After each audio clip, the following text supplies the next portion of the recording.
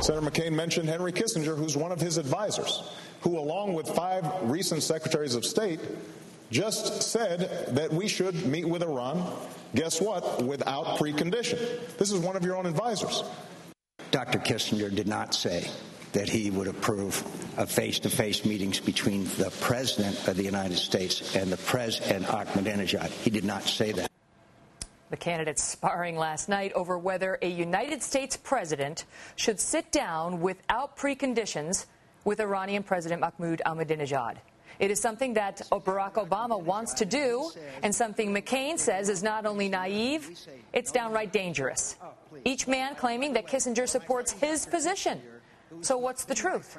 Well, joining me now on the phone is former Secretary of State to Presidents Nixon and Ford, Dr. Henry Kissinger. Mr. Secretary, good evening to you. Nice to talk to you. Nice to have you here. All right, so what is the truth? Do you support the notion of an American president sitting down with Ahmadinejad without preconditions? No, I don't.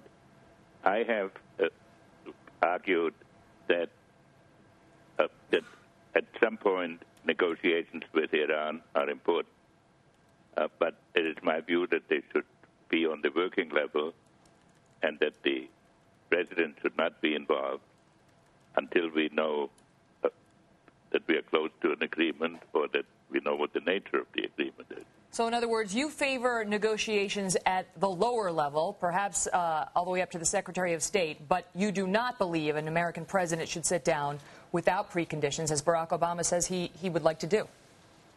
That is correct. What is the danger in having a president do that? Well, first of all, we have to understand that if Iran acquires nuclear weapons, that will be a dramatic change in the situation in the most explosive region of the world today, in the Middle East. It will give Iran a capability to protect jihadism with the threat of nuclear weapons, and it will demonstrate that the opinion of the United Nations Security Council, which asked Iran to desist from building nuclear weapons, has been totally ignored, and therefore it will start an arms race for nuclear weapons in that region. A number of countries have declared that nuclear weapons in Iran are unacceptable. So what we need is a definition of what we mean by unacceptable and what we're going to do if diplomacy does not succeed. It's in this context that I believe negotiations should be conducted to demonstrate either that we can achieve what we define as unacceptable or that other measures have to be taken. But in order to do this, it has to be at a level in which one can test the various issues that are raised by such an effort. And if you start with the president, then that means that presidents in general should not be the first negotiators, because if a negotiation at that level fails, you really have no other recourse. And it would be in the conditions of a country that has declared America as the principal enemy. To start at that level would be to legitimize their conduct over a whole period of time. And let me ask you, Mr. Secretary, one of the things John McCain says is that it would legitimize Ahmadinejad in the eyes of the world. In other words, you give this man who says Israel should be wiped off the face of the map legitimacy by even having that sort of photo op with him. What are your thoughts on it?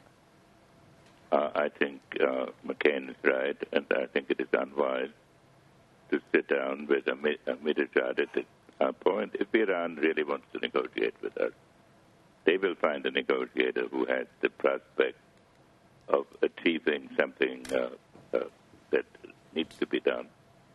And secondly, if progress is to be made, there have to be a lot of exchanges at other levels. Before Mao and Nixon sat down, there were 2 years of exchanges at lower levels. Understood. And the candidates are at issue on that and many other items. Former Secretary of State Henry Kissinger, always a pleasure. Thank you so much for coming on, setting the record straight. We appreciate it. Pleasure to talk to you. All the best.